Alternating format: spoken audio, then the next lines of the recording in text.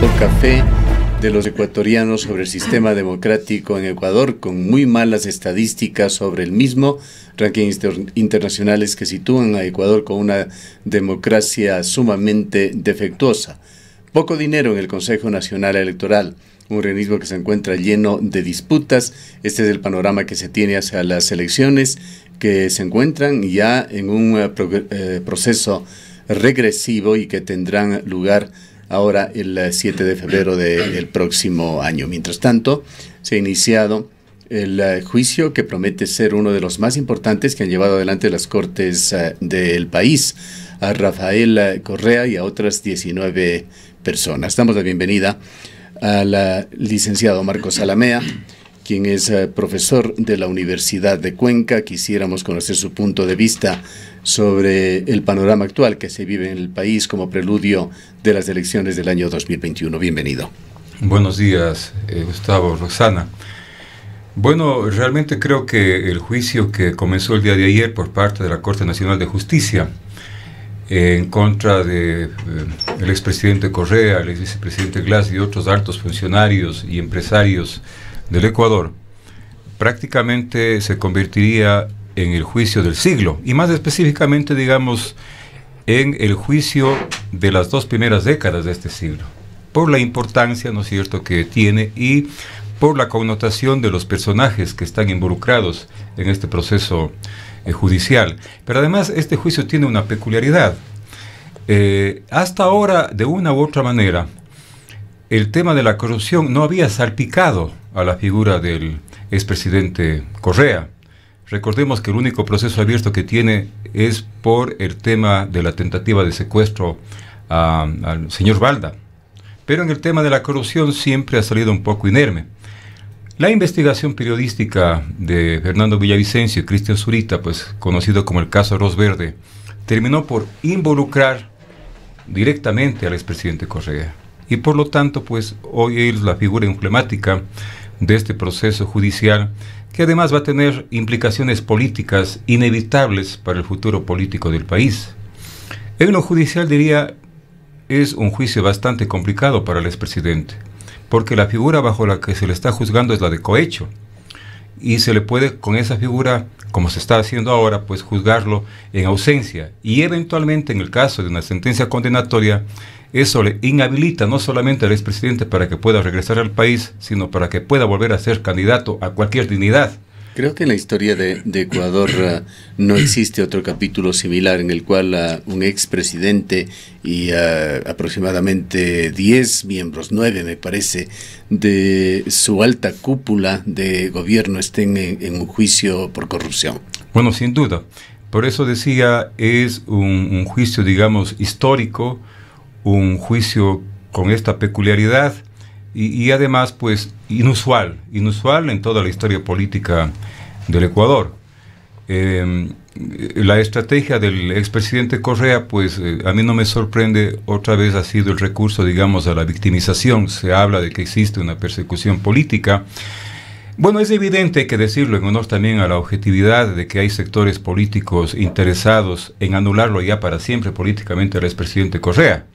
Además, considerando que en todas las encuestas, pues, el correísmo tiene una alta preferencia electoral. Sin embargo, y aquí subrayo, yo pienso que va a ser bastante complicado para el expresidente y los otros altos funcionarios juzgados demostrar, pues, que los aportes subrepticios, ¿no es cierto?, poco claros a la campaña electoral de Alianza País durante ese periodo hayan sido aportes desinteresados, aportes voluntarios, que sí han existido, pues, en otras lides electorales en la historia política de décadas pasadas en el Ecuador, a favor de otros partidos, de otros candidatos. Recordemos los aportes, por ejemplo, millonarios de los bancos a la campaña electoral de Yamil Mawad, ¿no? Pero en este caso, pues, la figura es de cohecho, pues, es una suerte, digamos, de soborno que se estableció.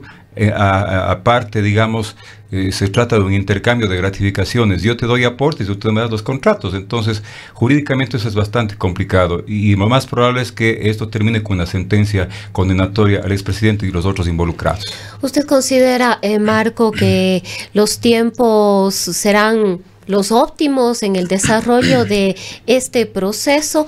La defensa de los implicados, especialmente la defensa del expresidente Rafael Correa, según se ha manifestado y según se ha evidenciado, tiene una estrategia que es precisamente la de dilatar los procesos, recordando que estamos muy próximos a un proceso electoral en el año 2021 y uno de los objetivos o de las perspectivas, en este caso de la Revolución Ciudadana, es que Rafael Correa pueda candidatizarse. Se habla de una posible candidatura a la vicepresidencia de la República o una posible candidatura a la Asamblea Nacional. Bueno, sin duda hay ese objetivo político de prolongar los plazos, eventualmente pues viendo la posibilidad de que el calendario electoral no coincida pues todavía con una sentencia condenatoria en última instancia, porque recuerden y ayer el CNE incidentalmente les dio una manito de 21 días. Casi, claro, son 3 semanas. Eso puede terminar a lo mejor eventualmente favoreciendo a estas aspiraciones políticas de hacer de que los tiempos políticos, digamos, no sean fatales respecto a los tiempos electorales, y por lo tanto el expresidente pueda tener la posibilidad de ser candidato a alguna dignidad. Si es que es a la vicepresidencia, pues eso les va a catapultar inmensamente. Pero igual en el caso de alguna otra dignidad, pues la sola presencia de Correa como candidato va a ser un elemento unificador, cohesionador de las huestes electorales que todavía son fuertes en el país a favor del correísmo, ¿no? Ahora este 20%, Marco, del que se habla, 25%, hasta 32% que tendría de apoyo, nos preguntamos si este apoyo es para Rafael Correa, si es que Rafael Correa participaría en el próximo proceso electoral o simplemente podría trasladarse a alguno de sus candidatos. En algún momento se llegó a decir, por ejemplo, que Paola Pavón podría ser una de las posibles candidatas, en este caso de la Revolución Ciudadana. ¿Cómo podemos entender este porcentaje de apoyo? ¿Es para el expresidente, para él como Rafael Correa y su posible participación, o podemos entender que este apoyo sería para cualquiera de los candidatos que se presenten a nombre de ellos? Pierina Correa también es otro de los nombres que suena. Bueno, el correísmo es Correa, ¿no? O sea, si es que no está Correa, pues ya no hay el correísmo. Digamos, en este caso, pues bajo esta consideración, la idea sería poner un candidato o candidata, como acaba de señalar Gustavo, que transfiera, ojalá de manera casi total, el número de adhesiones de Rafael Correa al candidato o candidata a la presidencia de la República con la que se presente en la lid electoral el correísmo. Entonces, si es que no logran posesionar en el escenario político electoral a un personaje que también tenga algún tipo, digamos, de arrastre, o sea, una figura popular, podría ser probable de que una buena parte del electorado correísta migre a favor de otros candidatos. Entonces, por eso también es importante contar con una figura conocida, y para el caso del expresidente Correa, que garantice ahora sí lo que él llama una lealtad a toda prueba. Y la presencia de Pierina Correa para él, pues siendo su hermana, asomaría, digamos, como la figura que puede darse esa certeza de que no va a reeditarse la historia que tuvo él con la figura de Lenín Moreno. Sin embargo, pues también en algunos sectores eso puede a lo mejor generar algún tipo, digamos, de dudas respecto a ese apoyo, porque sería cerrar demasiado el círculo electoral, ¿no? Hacerlo demasiado familiar.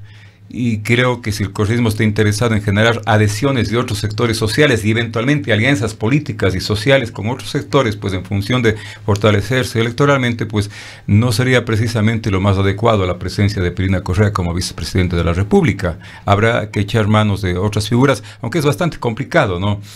El propio caudillismo practicado por el expresidente hizo casi imposible el surgimiento de otras figuras que puedan tener ese arrastre electoral. Eso requiere de a no ser que, Gustavo, yo quiero señalar una cosa, a no ser que si el candidato a vicepresidente resultara ser Correa en esa eventualidad, ahí no implicaría quién puede ser candidato a presidente, ese es desconocido. Situación muy paralela a lo de la Argentina. Así es, se reeditaría lo de Argentina. En el tema más actual, el juicio que se ha iniciado, el juicio Soborros, ¿qué fue lo más relevante para usted en la jornada de ayer en donde uno de los puntos que hemos destacado en la primera parte fue esos fuegos cruzados que se dieron el día de ayer entre acusados. Pamela Martínez, sus abogados defendiendo ya la posición de ella, un empresario, Verduga, desde Guayaquil, defendiendo la suya, y por el otro lado el resto de acusados, el presidente Correa y los miembros del gobierno. Bueno, sin duda que la dinámica que va a tener el juicio me parece que de parte de muchos de los acusados, en este caso los empresarios coimadores, ¿no es cierto?, va a tratar, digamos, también de victimizarse, que han sido objeto de presiones. Ayer fue justamente ese un caso de muestra de lo que podría darse. Lo importante es que ya no niegan los hechos. Claro. Ahora, por ejemplo, el discurso del defensor de Rafael Correa es que no se encuentran elementos de convicción que evidencien que Rafael Correa cometió el delito, pero ya no niegan que existe el delito. Pero ahora ya se van configurando esos elementos de convicción. Y estas declaraciones y esa dinámica creo que va a tener el juicio en los próximos días, va a terminarle pues hundiendo jurídicamente al expresidente, al vicepresidente y los otros altos funcionarios de la cúpula política de Alianza País que recibieron estos sobornos, ¿no? Entonces, me parece que la situación se va a complicar. Por eso decía hace un rato, jurídicamente es bastante complicada para el expresidente y sus otros altos funcionarios que gobernaron el país durante más de 10 años.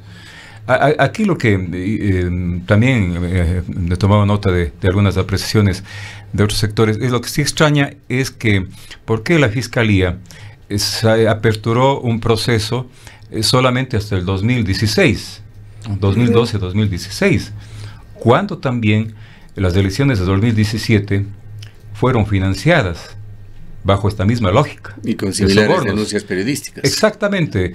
El caso Lucas Majano, por ejemplo, ¿no? Prácticamente está archivado. Entonces, digamos, este juicio tiene también que adquirir credibilidad, porque caso contrario, si es que se pone en duda la credibilidad, eso también le favorece al correísmo, aunque sea políticamente. Y la credibilidad pasa porque se demuestre la mayor independencia y objetividad en el proceso por parte de los jueces. Cuestión que está en duda. Tendría en otras palabras que la Fiscalía continuar trabajando en esa otra investigación de las elecciones 2017, generar posiblemente un nuevo juicio. Así tendría que ser, ¿no?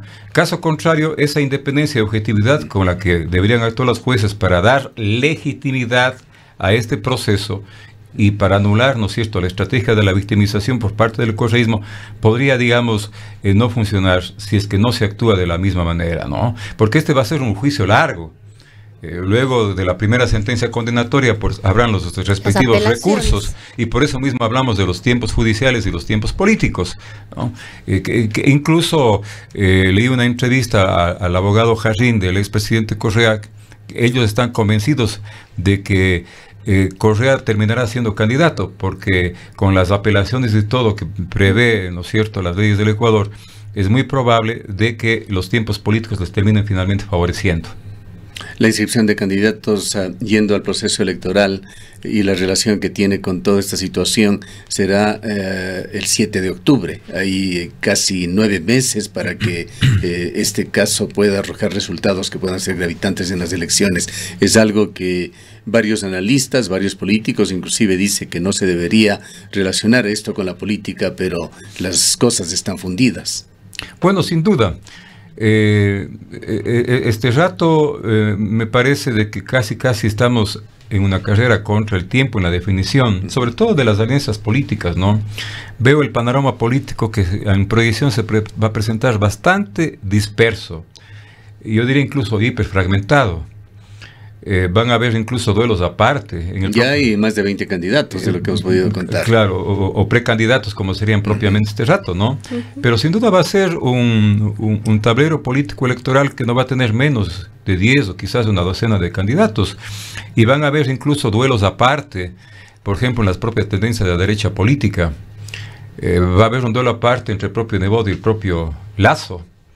Amén de que van a presentarse también otras figuras conservadoras en ese mismo escenario. Está Andrés Páez por allí, surgió recientemente un partido de ultraderecha en Guayaquil, claro, que imaginamos sacará también algún candidato en función de tener una cuota de representación parlamentaria, ¿no? Ahora, Marco, lo que pasó en octubre de alguna manera también movió el tablero político, resurgió de alguna manera el movimiento indígena y ahí las izquierdas también tendrán un duelo interno. Dentro del propio movimiento indígena suenan varios nombres como posibles precandidatos y además se habla también de otras alianzas, incluso entre ciertos sectores del movimiento indígena con la propia Revolución Ciudadana. Claro. Bueno, yo creo que la izquierda política como tal, si nos referimos a lo que ha sido tradicionalmente esta izquierda, está bastante debilitada, ¿no? ¿En la izquierda usted incluye de hecho a los movimientos indígenas? Yo me refería ya como la izquierda social, que es la que resurge, ¿no?, abruptamente en el mes de octubre. A los indígenas les deja en una parte personal. Claro, es una izquierda social, ¿no? Claro, ellos tienen básicamente una actoría social, pero su protagonismo fue tan fuerte en el mes de octubre que prácticamente, ¿no es cierto?, ellos de actores sociales hoy tienen todas las condiciones políticas para convertirse justamente en eso, en actores políticos, con fuerza, incluso para negociar alianzas y para poner candidatos que pueden tener un buen arrastre electoral. Ese escenario no estaba previsto antes de octubre, pero hoy eso es lo que ha concitado pues el movimiento del tablero político inusitadamente, ¿no? Ahí tenemos las figuras del propio Issa, del propio Carlos Pérez y del propio Jaime Vargas, ¿no? Hay encuestas y encuestas, unos que posicionan de mejor manera a Issa, otros a Vargas, pero no va a dejarse de contar en las próximas elecciones con la irrupción y la fuerza que sin duda va a tener el candidato indígena. Ahora, el éxito de esta candidatura va a depender cuánto puedan concitar alianzas políticas con otros sectores cercanos, digamos, hasta la centroizquierda, y también otros sectores sociales, ¿no? Eso está por definirse. Pero también yo diría, digamos, recuperando la historia política y electoral del Ecuador, este es un país de los outsiders. Y yo siempre recuerdo que en los años 90, por ejemplo, aunque no llegó a la presidencia de la República, Freddy Ehlers, ¿no?, fue la sensación, siendo un comunicador. Él venía fuera del mundo de la política. Esa es la característica de los outsiders. Son los advenedizos, los extraños, los que vienen fuera del límite del tablero político electoral. Y fue tan fuerte la presencia que puso alcalde de Cuenca, el Coche Cordero, y puso 2 diputados, Rosendo Rojas y el doctor Miguel López, exactamente, vea usted. Luego después tuvimos el segundo outsider, Lucio Gutiérrez, que además las encuestas le daban poca opción, porque esos los outsiders crecen como espuma, ¿no? Fue presidente viniendo de fuera de la política, del mundo militar. Y el tercer gran outsider fue precisamente Rafael Correa, que venía del mundo de la academia. Entonces, yo no descartaría que en esta fragmentación, en esta dispersión electoral, ¿no?, y cuando la gente sigue teniendo un hastío de la política y de la vieja política y de los viejos cuadros políticos, estas figuras nuevas o algunas que abruptamente irrumpan y que vengan de la nada, puedan efectivamente otra vez hacer su presencia en el escenario electoral. Estoy hablando de que podría asomar por ahí otro outsider. Hay tiempo para ello, y que pueda simplemente dejar con los chulos hechos aquellos que se creen pues que tienen la primera opción para ganar las elecciones en el 2021. Antes de alejarnos de el juicio Sobornos 2012-2016, hay una reflexión también que hacer para elucubrar un poco sobre hasta dónde está enraizado el correísmo en la justicia ecuatoriana. Y una de las dudas que se ha generado es la sentencia tan blanda que se le dio a la ex vicepresidenta de Ecuador. Lo más benigno que podían hacer por ella es la sentencia que se le dio, y por poco se le concede la posibilidad de que no la cumpla en la cárcel. Pero yo creo, Gustavo, que no solamente el correísmo sigue estando enraizado en algunos espacios de poder judicial, el propio morenismo. Claro. Y el caso al que usted se refiere... Es que lo englobamos todo allí, claro, porque no hay una diferencia clara. Bueno, pero probablemente ellos hacen la diferencia, porque los morenistas hoy son los más contumaces anticorreístas. Y en el caso que usted hace referencia al de Alexandra Vicuña, yo pienso que pesó más ahí a lo mejor algún tipo de presión del morenismo en la justicia más que del correísmo. Porque este rato, pues, Alexandra Vicuña es considerada, pues, una traidora también y enemiga del correísmo. Entonces, si algún favor hubo en el tema de la sentencia, me parece que podría haber más bien la presencia de las manos del propio morenismo, ¿no?, a la cual sirvió consecuentemente este último momento. Amén de que yo creo de que estamos hablando, vea usted, de que hay influencias político-partidistas del gobierno anterior y del actual gobierno en la justicia. ¿Qué quiere decir eso? Que aquello de la famosa reinstitucionalización no es más que un mito. Cierto es que hemos descorreizado gran parte de la institucionalidad estatal, pero alguna de esa también institucionalidad ha sido morenizada. Pero eso precisamente significa de que no hay una reinstitucionalización verdadera. La reinstitucionalización verdadera significaría que no haya representantes de ninguna organización política, de ningún gobierno, ni a favor ni en contra. Las instituciones del Estado no tienen que ser ni anticorreístas ni correístas, ni antimorenistas ni morenistas. Y lastimosamente, la politización y la partidización de los órganos importantes del Estado, sobre todo los órganos de control, sigue vigente, ¿no? De tal suerte que la reinstitucionalización todavía es una tarea vigente. Con la decisión de ayer del Consejo Nacional Electoral, de pronto nos pusieron en una situación en la que estamos a menos de un año de las elecciones. Viene el otro gran tema. ¿Qué expectativa se puede tener sobre el gobierno de Lenín Moreno? Bueno, yo pienso que es un gobierno prácticamente, para decirlo coloquialmente, con la credibilidad en los suelos. El diario El Mercurio hizo hace algunos días un sondeo, ¿no? Es una encuesta, la página web del Mercurio, en donde participaron creo que 4.500, 4.600 personas, y la credibilidad de Moreno, pues sumado a los que creían algo o creían bastante, no llegaba al 5%. Y el 90 y pico, 92 me parece, decía que no le creen nada. Y le creen poco, creo que 2 o 3. Más o menos estamos hablando de un 95% de personas que no le creían. Ahora, si uno compara esto con los resultados de encuestadoras nacionales conocidas, se ve que las cifras son parecidas. Pero además estas encuestadoras nacionales han medido el nivel de aprobación del presidente Moreno. Y el nivel de aprobación, todas coinciden, llega alrededor del 10%. Es decir, ¿qué estamos hablando? Sí, de un presidente que carece de legitimidad. Una pequeñísima pausa en las imágenes para quienes nos escuchan y nos ven a través de los servicios de redes sociales. Vamos a ir presentando, mientras le escuchamos a Marcos Alamea, algunas de las cifras de la última encuesta de Click. Ya. Siga, sí, les señalaba de que esto es preocupante porque estamos hablando, cuando hablamos de, digamos, de la credibilidad y la aprobación de un presidente, estamos hablando del nivel de legitimidad democrática de un presidente. Estamos hablando de cifras a las que incluso solamente llegó Abdalá Bucaram en cuanto a temas de legitimidad o niveles de aceptación. Y además eso pone en duda o en entredicho la representatividad democrática. En estas condiciones, ver 76% que no cree en la palabra de Moreno, 79% que desaprueba la gestión de Moreno.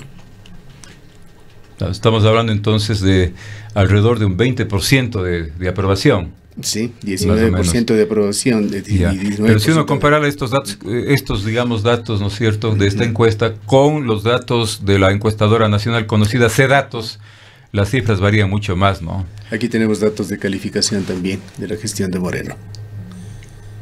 20% lo califica como buena, y entre la suma de 45 más 27 que tendríamos 67, casi 70% como mala y muy mala. Claro. Ahora, ¿qué repercusión política tiene esto?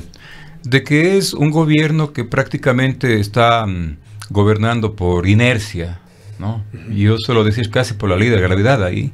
No le queda más, va a tratar de salir este año como sea, porque es complicado que un gobierno sin legitimidad social o con una legitimidad bastante disminuida, sin una representatividad democrática consolidada, pueda hacer algo más de lo que ya está haciendo. Sin dinero.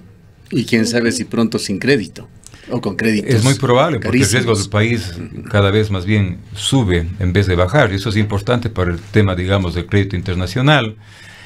La crisis fiscal abultada continúa. El estancamiento económico va a pervivir durante este año. Los indicadores de desempleo más bien son bastante preocupantes. No se están cumpliendo las ofertas electorales, sobre todo las ofertas electorales sociales de estrella, como la construcción de 325.000 casas. Esta gente que aspiraba a tener su vivienda propia, los sectores pobres, a los cuales incluso les iba a entregar de manera gratuita a 190.000 personas. Palabras del presidente. No van a creer en la palabra del presidente. Las 40 nuevas universidades. ¿Los correctivos que aspiraban a dar la focalización de los combustibles se llega efectivamente a dar? Bueno, en eso están, pero claro, este rato ya están actuando políticamente, digamos, de una manera mucho más adecuada, porque están convocando a mesas de diálogo, ¿no? Un poco pulsando cuál podría ser la reacción de los distintos sectores sociales que han sido invitados a estas mesas. La CONAIE me parece que el día de ayer no fue a estas mesas de diálogo. Ellos están en una posición radical de que ni siquiera están aceptando una eliminación focalizada de los subsidios. Entonces, es muy probable que esta eliminación focalizada se dé, pero quizás en los términos más disminuidos, y que las expectativas, ¿no es cierto?, de recuperar algo de dinero con la liberación focalizada de los subsidios no sea la que el gobierno espera, y consecuentemente la crisis fiscal continúe indefinidamente durante este gobierno, ¿no? Sobre la tan pregonada o el tan pregonado cambio en la matriz productiva, sí es un tema que no tiene absolutamente ningún piso, que tendrá que esperar a un nuevo gobierno. Así es. Este modelo primario exportador, expresado en lo que se llama también, ¿no es cierto?, el esquema extractivista, pues es un asunto que, incluso de darse como es de la vocación y el empecinamiento de este gobierno, no va a tener repercusiones para esta administración. Lo va a hacer para la futura administración gubernamental, que seguramente, si es que es una administración gubernamental de las características más orientadas hacia el neoliberalismo y el extractivismo, pues va a poner empeño particular en llevar adelante estos proyectos, algunos de los cuales están en stand-by, ¿no?, como el caso, por ejemplo, de los proyectos mineros de la provincia de La Suay, los 2 proyectos mineros. Más bien, el rechazo, la oposición de distintos sectores sociales también está complicando esta posibilidad. Y con un gobierno sin base social, sin base política débil, va a ser bastante complicado. Por eso yo hablo de un gobierno que está gobernando por inercia, ¿no?, y que creo que está contando los días para terminar su gestión y como quiera salir al paso. Muy brevemente, en esta última intervención, sociólogo Zalamea, su punto de vista sobre el desempeño de nuestros gobernantes locales, alcalde y prefecto.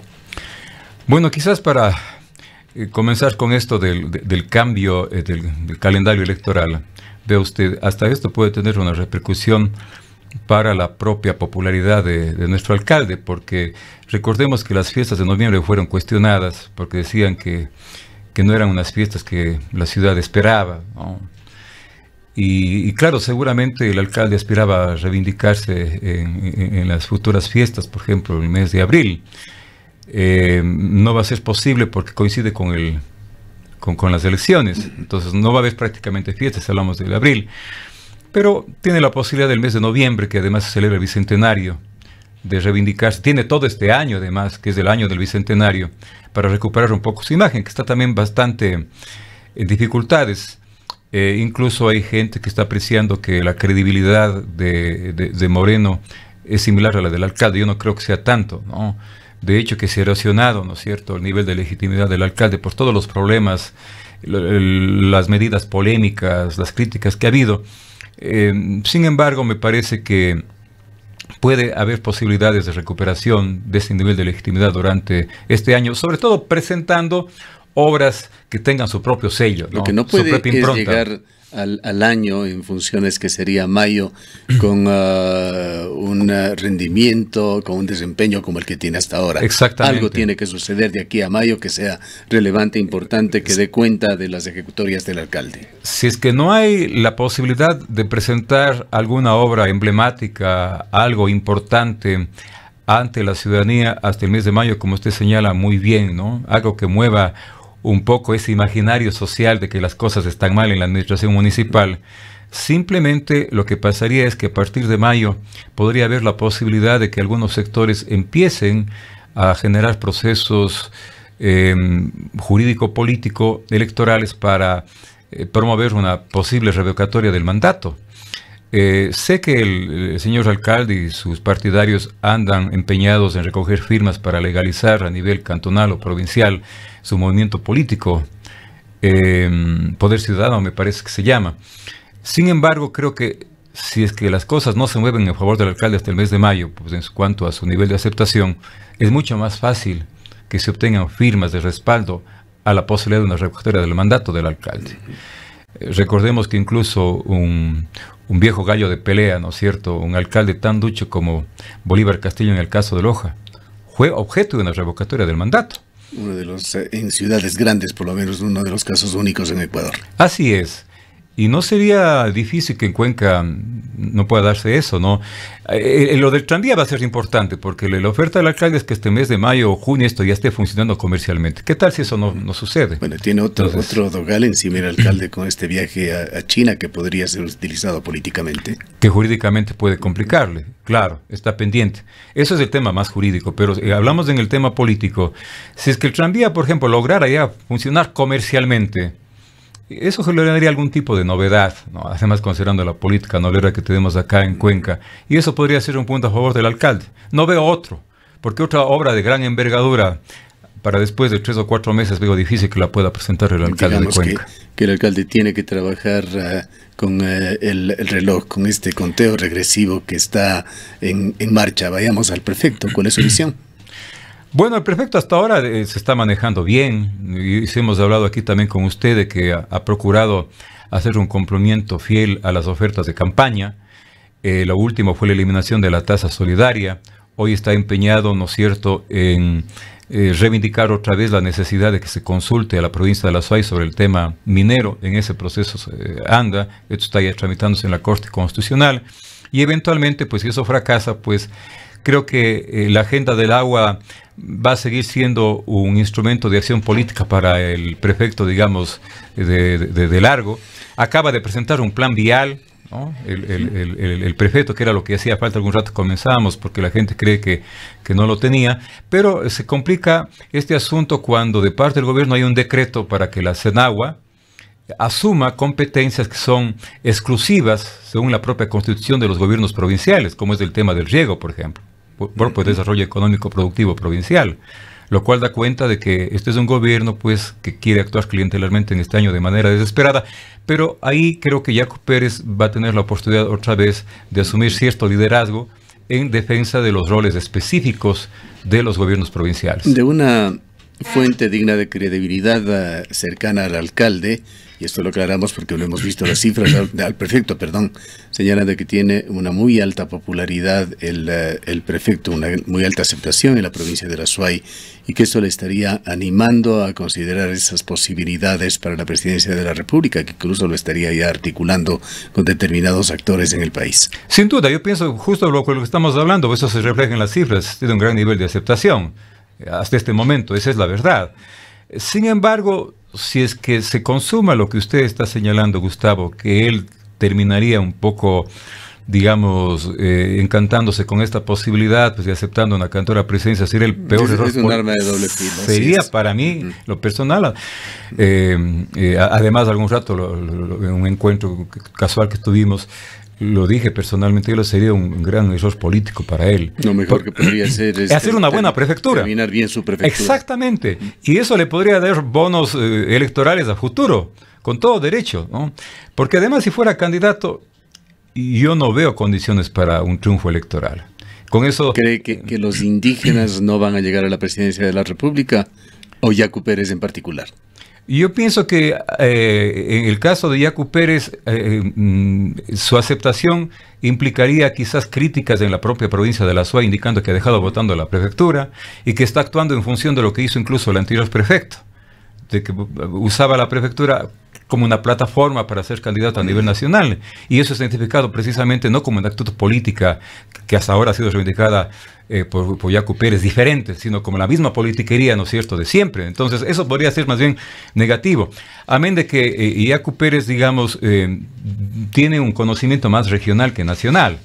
El movimiento indígena necesita un candidato que tenga también una repercusión electoral, no solamente a nivel de la sierra, sino de todo el país, y eso pasa por una política de alianzas. ¿Cuál de sus figuras garantiza esa política de alianza a nivel nacional? Habrá que ver, ¿no? Entonces, yo pienso, repito, para terminar, de que Yacu Pérez debe pensar bien este asunto, terminar la prefectura, y la provincia lo va a ver bien, si es que lo hace como lo ha estado haciendo hasta ahora, al final de su periodo. Y eso podría, digamos, catapultarle posibilidades electorales hacia el futuro. Bien, gracias al licenciado Marcos Alamea, analista político, profesor de la Universidad de Cuenca. Son las 8.